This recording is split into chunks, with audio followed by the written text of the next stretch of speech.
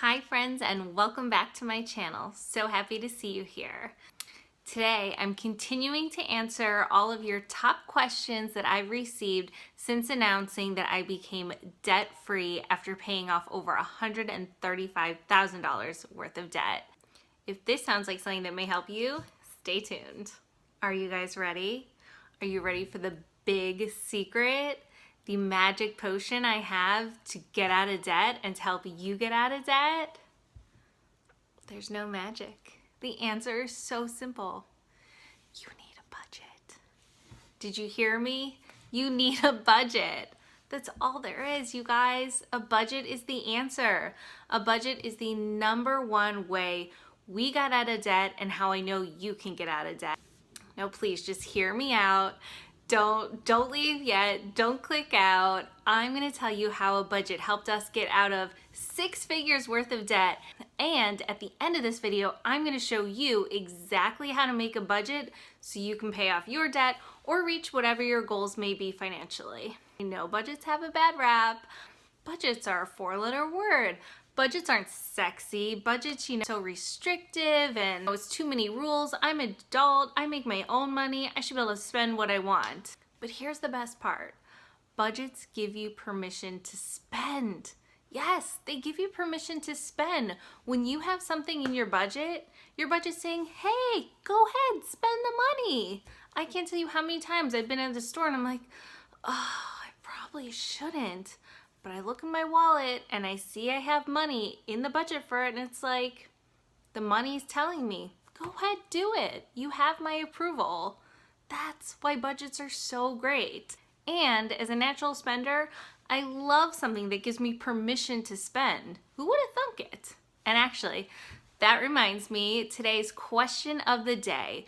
Who here is a natural spender like me, and who is a natural saver like my husband? You natural savers really perplex me. So go ahead, comment below. Are you a natural saver or are you a natural spender? I can't wait to hear what you guys say. Obviously, I'm a natural spender and I got myself into a lot of credit card debt and a lot of student loan debt because I did not know how to budget money. But once my husband and I got married and combined our finances, I had to grow up and start living a more budgeted life. But for the first 2 years of our marriage, we weren't actually budgeting.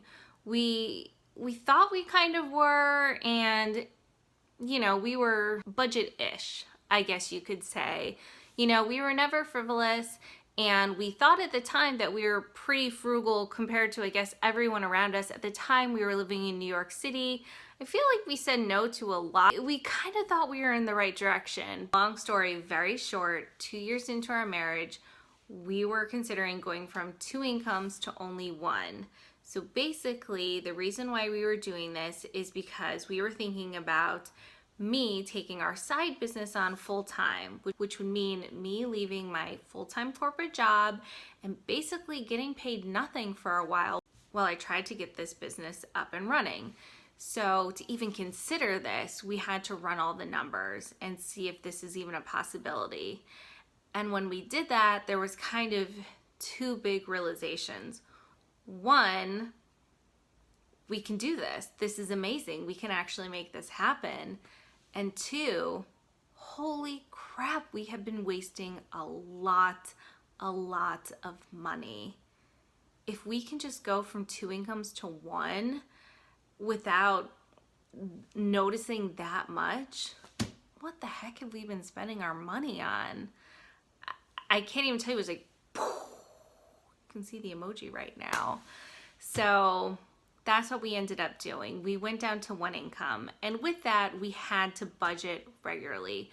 Budgets had to become our BFF. I became the home economist, and we started really living a tight budgeted life. But anyway, we started using a zero-based budget. And also, for those not familiar with the zero-based budget, it basically means when money comes in each month from your income, you assign every single dollar that comes in to a purpose, whether it's fixed expense, some variable expenses, savings, debt payoff, whatever it is, every dollar is assigned to something. And then once everything is assigned, you have $0 left. And that's why it's called a zero-based budget. So for us, using a zero-based budget was a total game changer. That's when we really figured out, okay, well, if we bring this category down a little bit and this category down a little bit, all of this extra money saved from those categories can go towards paying off debt. Now, previously, we actually weren't even paying off debt. So for 9 years, we didn't make any extra payments on my student loans. And then it wasn't until we were down to one income that we started making extra payments. I mean, again, how crazy is that? We had tens of thousands of dollars less money coming in each year, yet we were able to still find money in our budget by cutting back here and there and on those little expenses that add up, and throw all of that money to debt. That's how we ended up paying off all our debt. I like being 100% transparent. Anytime any tax refund money came in, that went directly to paying off the budget. Anytime my husband got a bonus from work, that went straight to the budget. So there are these little things that like came up along the way that went straight towards the budget, and sometimes they were a pretty good amount, and that made like a decent dent in our debt. But the thing is, if you got a tax refund check or if you got a bonus, how many of us would go and just spend it on whatever, or maybe go on a trip, or maybe buy that new iPhone or whatever? Instead, we were putting it all towards debt, knowing that, you know, one day, not too far away, we'd be able to use that tax money or those bonuses for something fun and to go towards our future. Now we don't have the desire to just take an entire bonus check and just burn it on whatever. We both know how hard my husband has worked for it, and that just kind of seems like throwing it away. Now we know we want it to go towards savings. Our new savings goal is for a house, and we want that money to go towards a house. So budgeting is just really, it's the number one way you're going to pay off your debt, and it really just becomes a part of your life, and it just becomes second nature. If I, a natural spender who went to school for retail merchandising and worked in an industry that was all about having the latest and greatest, if I can pay off all this debt and change my habits and even want to be a saver, then I know anyone can do this. Listen, I think there are a lot of well-meaning people out there who all have the best intentions with their budget, and they probably know their income and they probably know most of their bills, but what about everything else? Everything else is what adds up. Benjamin Franklin once said, "Beware of little expenses. A small leak will sink a great ship." He's right. It's those little expenses, those little things that you don't really count because they're not a bill, or you just spend it without thinking.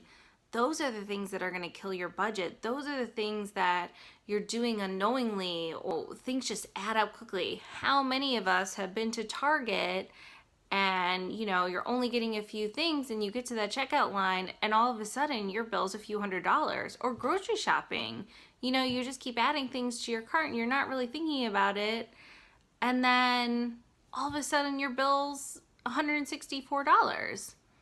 It's those little things that you're adding to your cart little by little that start to add up and make a big impact in your budget. So it's all about the budget. We've got to strip it down, look at all of our spending, and figure out what we can do. Thank you so much to you guys who have stuck around this far. And now I'm going to tell you exactly how to make your first budget. So you may first ask, well, how are you going to know how much I'm supposed to budget with? You don't know where I live, how much things cost, or, any nuances to my situation. Don't worry. We're going to figure it out together, and I'm going to show you exactly how to do it. Before we get started, I will tell you a little secret.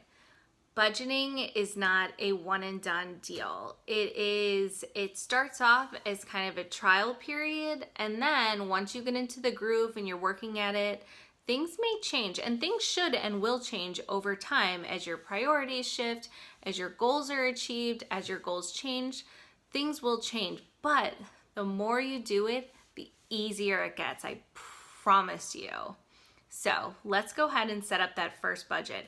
If you've already done a budget before, then you're already ahead of the game, but I'm hoping that this little quick tutorial will be able to help you really hone in on those skills so you can get a true zero-based budget to help pay off any of that debt you have or to help whatever your savings goals may be. Open up Excel, get a piece of paper, whatever you like doing. I'm a pen and paper person, so I'm gonna get out a piece of paper. And what you're gonna do to start is figure out what your income is. And by your income, I mean your household income. How much money is coming in every single month, and write that number at the top of the page. And of course, this is net. This is after all your taxes and everything's taken out. How much money is going into your bank account each month? That's your income.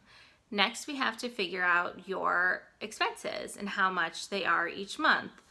Well, this seems really daunting, and you're like, well, I don't know. I mean, it might be different every month.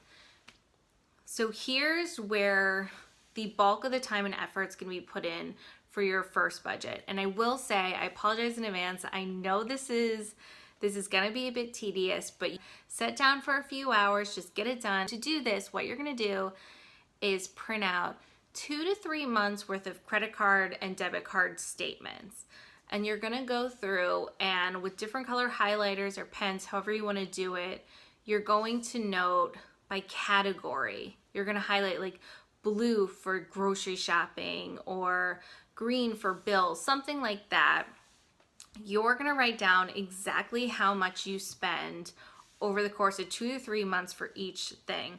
So say your electric bill is $95 one month, $120 the next month, and $102 the next month. Take the average of those three and write it down.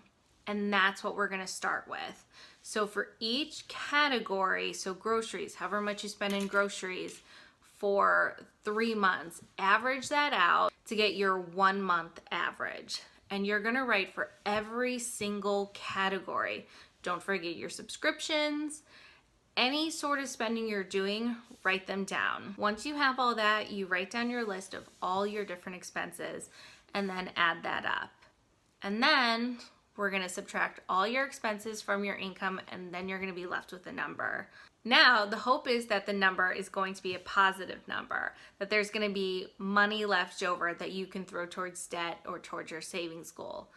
But there's a good chance if you're here, that number might be 0, or kind of likely it might be in the negative. And so this is where we have to start adjusting our budgets to figure out where can we come up with some money.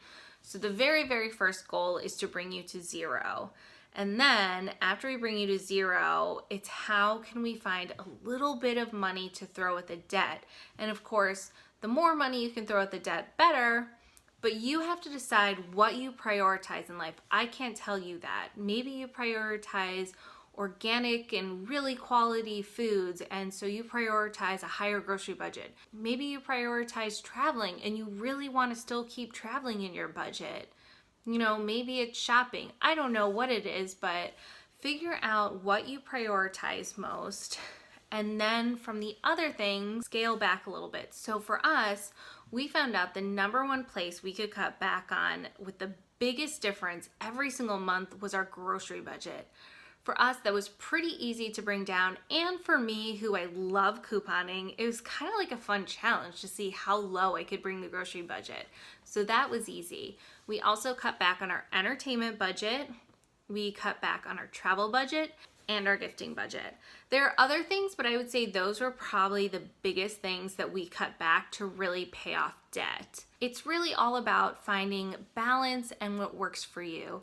Obviously, the more you can cut back on, the faster you'll pay off your debt. Or maybe you don't want to sacrifice that much and your debt-free journey might be a little bit longer. It's just really finding out what works for you and your household. Once you have cut back on those different categories and now you have a new number, maybe you can save $100 a month to put towards debt.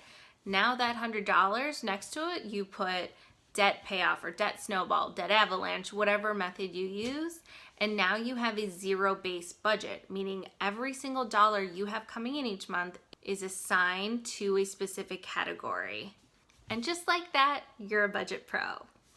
Okay, so maybe it doesn't happen that fast, but that's all there is to it. That is what helped us pay off our debt, by just creating a budget and sticking to it. But here's the thing, don't worry about being perfect. Our journey was 4 years long. I can guarantee you we did not 100% stick to our budget for 4 years straight. We had some slip ups and then we got right back to it and right back to the budget. These things happen, it's okay. It's going to be a trial time. Even after you create this first budget, it's probably going to take you 2 to 3 months of actually working that budget to really figure out if it's working for you. Maybe in one category, you realized, hey, I guess we really don't need this much money. You're like, maybe we can bring this budget down a little bit. Maybe you kind of had a stretch goal in another part of the budget and you're just like, oh, this isn't really working. I'm finding myself go over the budget every month, and maybe you should increase that part of the budget a little bit.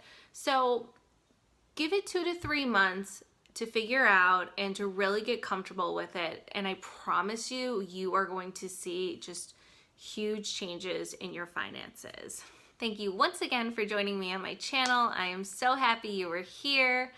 Don't forget to answer today's question of the day down below in the comments. Are you a natural saver or are you a natural spender? And also, if you want to continue seeing content like this, please hit that subscribe button. I greatly appreciate it. Thanks, and see you in the next one.